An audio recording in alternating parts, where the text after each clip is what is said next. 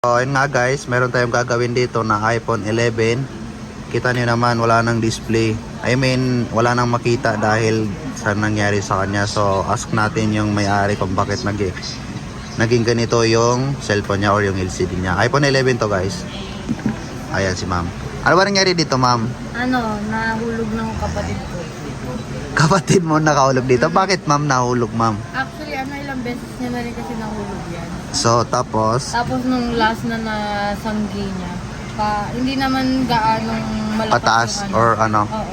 Natuluyan lang? Natuluyan na? Doon. Okay. So taga saan pa kayo ma'am? Diyan lang din sa may project ko. Sa gilid-gilid lang. Dyan Sige lang. ma'am. Gili-gili lang. So, ito nga guys, papalitan natin siya ng bagong LCD.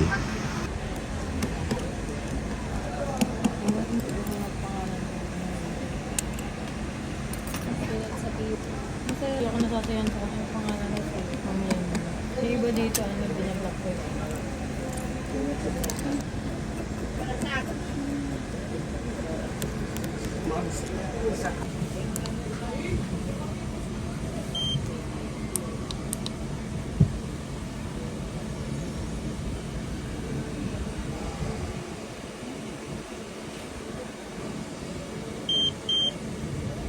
So, ayun nga guys, okay na po yung sa iPhone 11. Ayan.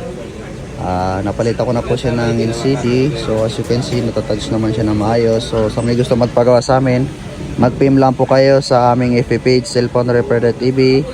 Pwede rin po sa TikTok, cellphonerepair.tv rin po.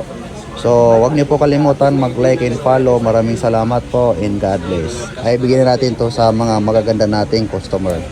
Ayan siya. Ayan. Gusto na, sali natin yung isa. Ayan siya, ayan. Ayan siya. Ayan.